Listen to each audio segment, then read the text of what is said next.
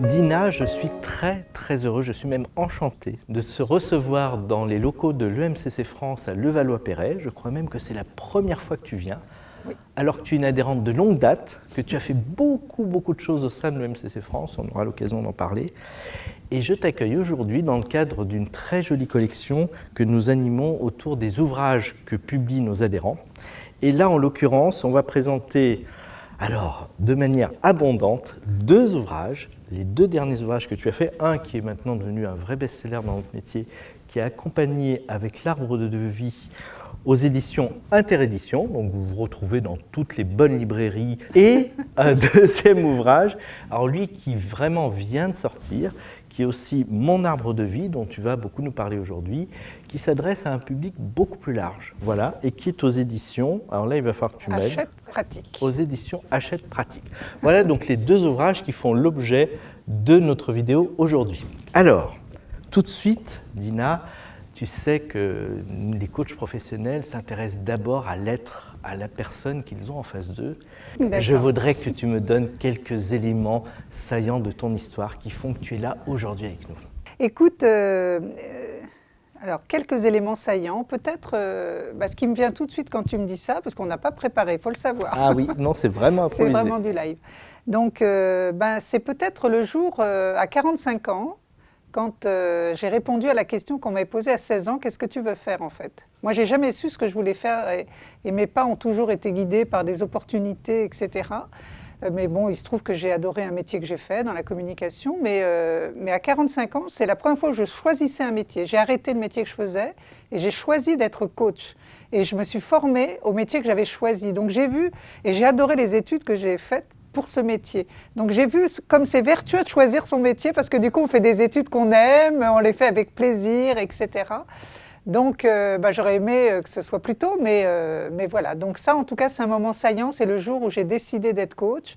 C'était en 2007 et je suis coach depuis 2007 et Tu n'as plus quitté ce métier. Ah non, d'abord, j'ai pu quitter ce métier, mais je l'aime énormément, quoi. C'est vraiment un métier. Voilà, c'est comme si aujourd'hui, je fais un cadeau de ma vie pour les autres, en fait, parce que c'est ça être coach. Hein, c'est vraiment tout ce qu'on a capitalisé, on le met un peu au service des personnes qu'on accompagne. Moi, j'ai une expression qui me revient souvent. Un jour, j'avais entendu Jean d'Ormesson, avant qu'il nous quitte, dire « j'ai eu de la chance ». Et un jour, je me suis dit, c'est dingue, cette phrase résonne en moi et je trouve que j'ai eu de la chance. Tous les matins, je me lève, je souris d'être coach professionnel, tu vois. Donc, quand je t'entends et je te vois rayonner, vraiment, ça me parle aussi. C'est vraiment un métier extraordinaire, un métier passion. Ouais, quoi. Vraiment. Mais on bosse quand même. Mais on bosse, beaucoup. oui, c'est dur. Et puis moi, j'ai choisi d'accompagner la souffrance au travail. Donc, c'est pas non plus un sujet très gai, mais en tout cas, ça a un sens inouï pour moi que d'accompagner des gens à ce qu'ils trouvent leur place, leur juste place,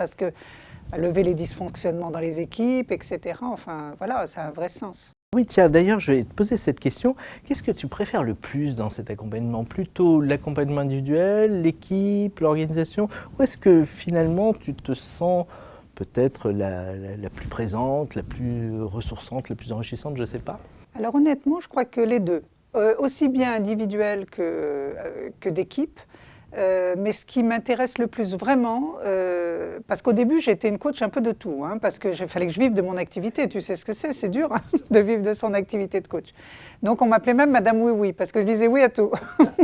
Et après avoir été Madame Oui Oui, maintenant que je bosse et que j'ai testé beaucoup de choses, là où je suis heureuse, c'est là où ça a du sens pour moi d'être. Et là où ça a du sens pour moi d'être, c'est là où les gens galèrent un peu en fait.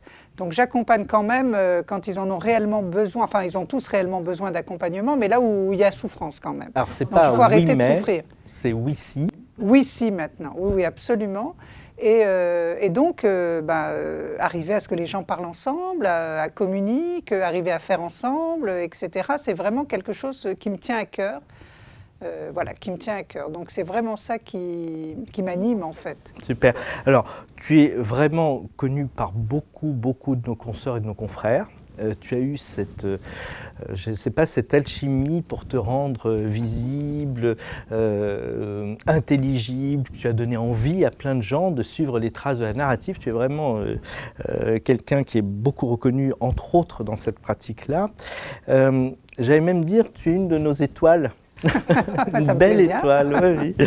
Et donc j'ai envie de te dire, qu'est-ce qui fait que tu as eu envie d'aller encore plus loin avec cette approche? Est-ce que tu peux nous en dire déjà 2 mots? Parce que parfois, pour certains, elle est assez inconnue. Merci Gabriel, parce qu'effectivement, l'arbre de vie est un outil issu des pratiques narratives. Donc c'est bien aussi de parler un peu de cette pratique. En fait, je suis devenue coach à Paris 8. Voilà, coach un peu généraliste. Et puis après, il y a pas mal de personnes qui viennent nous parler de différentes choses. Et puis on se sent en affinité avec des pratiques. Moi, on ne m'avait pas parlé des pratiques narratives parce que c'était trop tôt encore à Paris 8. Maintenant, je crois qu'on en parle. Moi, j'ai rencontré les pratiques narratives avec Pierre Blanc-Sanoun, en fait. Pierre Blanc-Sanoun était mon superviseur qui a protégé mes premiers pas dans l'accompagnement en 2008. Et j'arrêtais pas de lui raconter mes premiers pas, donc toutes mes galères, enfin tout là où je me sentais nulle. Et à chaque fois que je sortais de nos séances, je me sentais hyper douée. En fait, je me disais, mais qu'est-ce qu'il me fait? Il me fait de la magie ou quoi? Je racontais des galères et je me sentais jamais nulle, en fait. Et en fait, il m'a expliqué ce qu'il faisait. Et en fait, il faisait des pratiques narratives avec moi. Enfin, il découvrait les pratiques narratives qu'il éprouvait avec moi. Et je me suis dit, c'est ça que je veux être. C'est cette coach-là que je veux être. Une coach face à qui on ne se sentira jamais nul, en fait.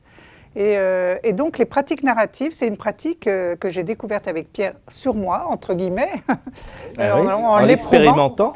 Et puis ensuite, je me suis dit, si ça me fait autant de bien, il faut que je me forme à ça. Donc, je me suis formée chez Mediat, parce que c'était les seuls Mediat Coaching à l'époque qui formaient. Et puis ensuite, j'ai continué à me former avec David Epstein, qui est un des initiateurs des pratiques narratives, David Denborough, enfin tous ceux de la source, en fait.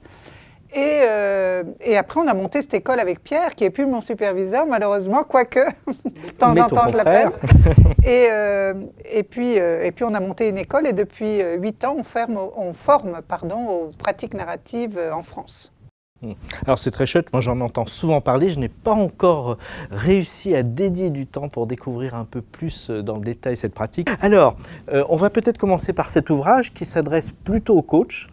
Est-ce que tu peux nous dire 2 mots sur ce qu'ils peuvent y trouver? Quel est l'intérêt pour eux dans leur pratique d'aller déguster cet ouvrage?